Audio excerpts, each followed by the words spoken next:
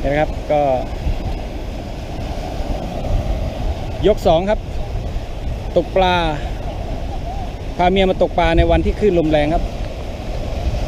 เอาละครับโอ้โหเอาแล้วเอาแล้วโอ้โ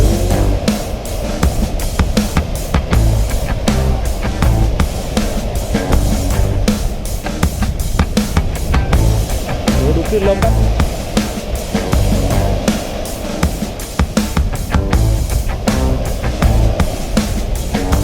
มีคนตกเรือไหม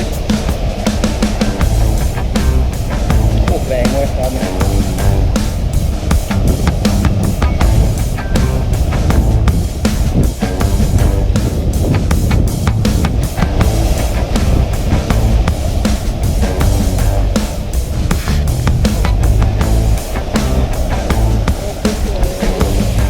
เฮ้ยไม่เอาไม่เอาไม่เอารอก่อนรอ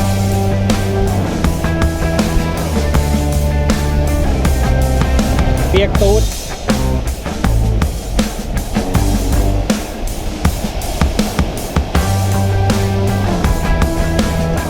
เป็นไงครับนาแบงค์ก็นาแบงค์เริ่มเล่นซ้ายแล้วครับเกียร์ซ้ายเล่นขี้กันแล้วล่ะครับตอนนี้ไม่ไหวนันลูกของเรารอบที่แล้วก็น็อกไปแล้วนะครับรอบนี้จะน็อกหรือเปล่า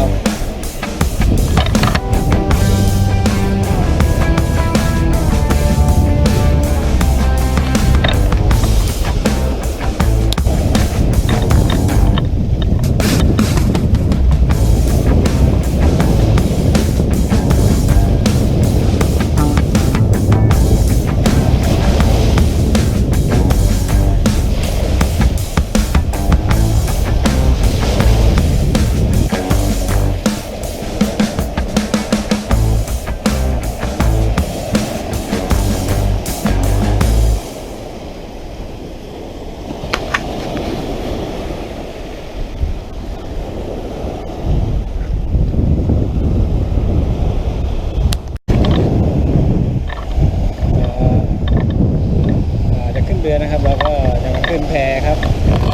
มีแพมารับก่อนขึ้นเรือ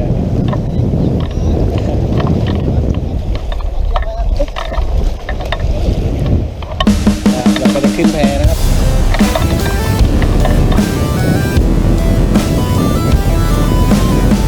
ขึ้นลมแรงครับ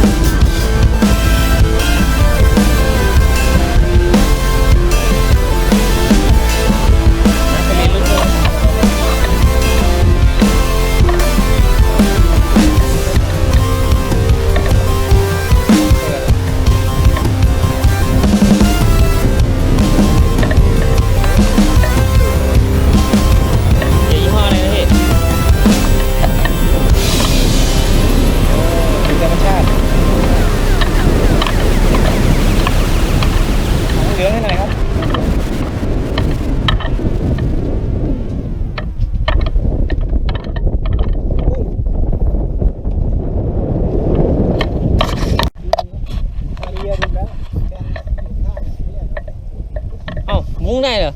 โอ้เอ้ย เอาพอดิค่อยๆค่อยๆเบาๆพี่จับแบบเอ้า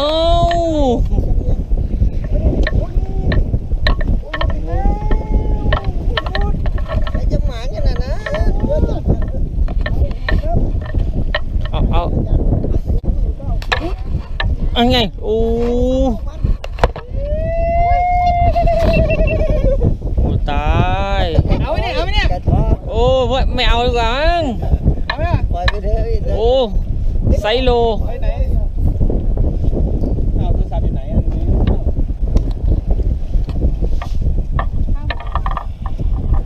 ตาคนลงมาด้วยผมได้อะ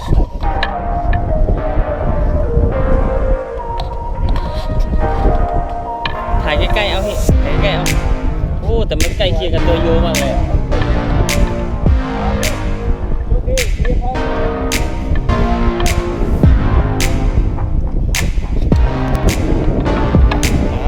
กัดลอยเลย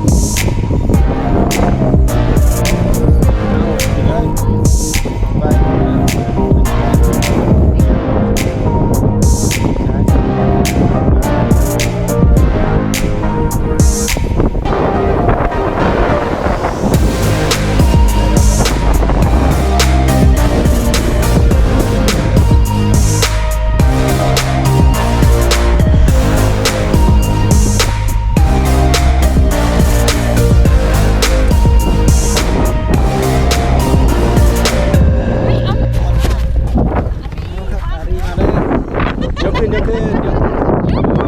อย่ายกอย่างนั้นอย่าเวียงเนี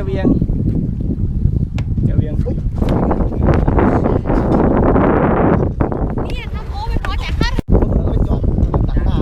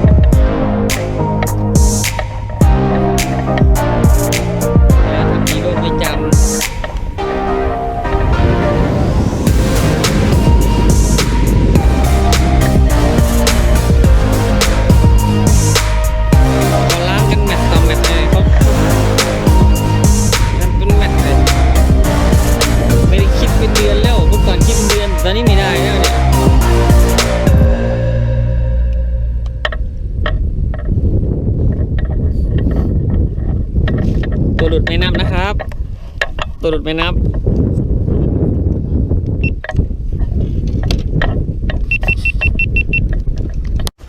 นะฮะ เอาในนี้ก่อนว่าพี่ เดี๋ยวผมจะนับก่อนนะครับว่า ป้าดูไว้เปิดแล้วใช่ไหม ครับว่าเราได้หมายรอบนี้ได้เท่าไหร่นะครับ 1 2 3 4 5 6 7 8 9 10 11 12 13 14มันจะมีดราม่าไหมเนี่ย15 16 ตัวเล็กตัวใหญ่น้ำหนึ่งครับผม 17โอ้ย18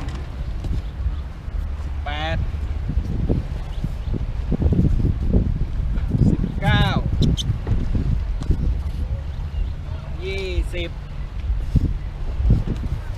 โอ้ย21 มันจะมีตัวที่ไม่ตาย นี่ก็ยังไม่ตายมันสอง 23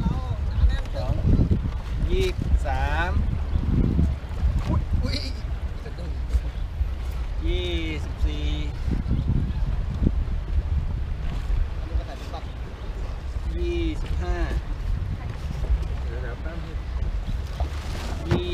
26โอ้นี่ของใครวะใหญ่มากเลยเนี่ย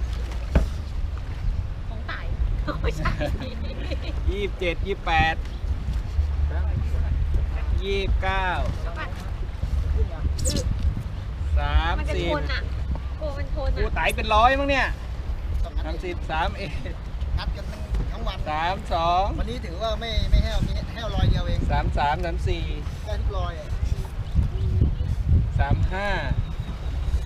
เนี่ยถึง100แล้วก็ทำใจ 36 ทำลายสถิติไต่กุ๊กดิกิน98ตัวน่ะ 37โอ้ ขึ้นท็อปอยู่นะ ดูดินับหนึ่งได้ไหมเนี่ย37 ตอนนี้ไต่กุ๊กขึ้นท็อปอยู่ไง 38 39อุ้ยนี่ยังไม่ตายเว้ยเอ้าซาชิมิใครจะเอาอ่ะ39แล้ว40โอ้ยยังไม่ขึ้นเลย41เฮ้ยเอาฝานั้นมาหน่อย สายยังอ่ะ 41แล้ว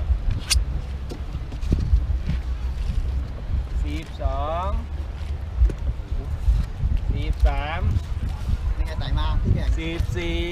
เฮ้ยกู40กว่าแล้วนะเว้ย 45 46 ร้อย 47 ร้อย 48 49 50 51 52 53 54 55อุ้ยนี่ยังไม่ตาย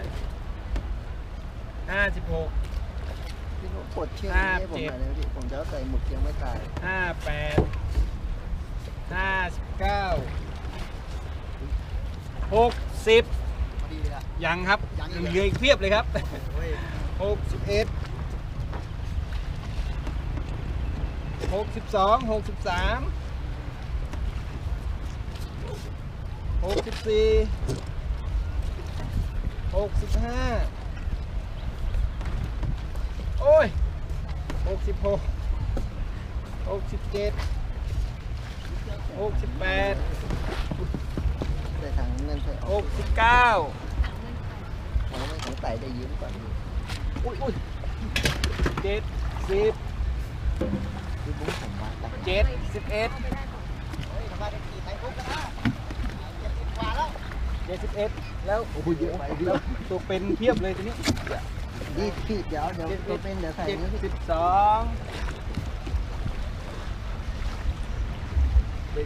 ตัวเป็น73เอ้ย74 ตัวเป็นใส่นี่ไง 74 เอ๊ะออกไปไหน 74เอ้ยเป็นนะ75 มีออกไหมพี่ อุ้ย76อุ้ยตายแล้วเนี่ยตายแล้ว จะตายแล้วก็มันยังสดอยู่พี่ 77เนี่ยเป็นของจริงเลย 75ไม่ไป70 48 78 ตัว แล้วในรังเก่าอ่ะมีไม่ใช่เหรอ อันนี้สดอยู่บินได้ ทำอะไรแต่จะตีถ่ายรูปไม่ได้ 78 ตัวครับ เฮ้ยพี่อารีแล้วในนี้ไม่มีแล้วใช่ปะ โอเคครับผมทั้งหมดก็78ตัวนะครับผม โอเคครับ 78 ตัว ขอบคุณมากเลยครับที่ติดตามชมในฝากกดไลค์กดซับสไครต์ ตกปลาหมึกในวันที่เขาไม่ตกกันนะครับ 78 ตัวครับวันนี้ ขอบคุณครับ ขอบคุณที่ติดตามรับชมนะครับ แม่งานนี้ออกไปแล้วเหรอ เอานั่นเลย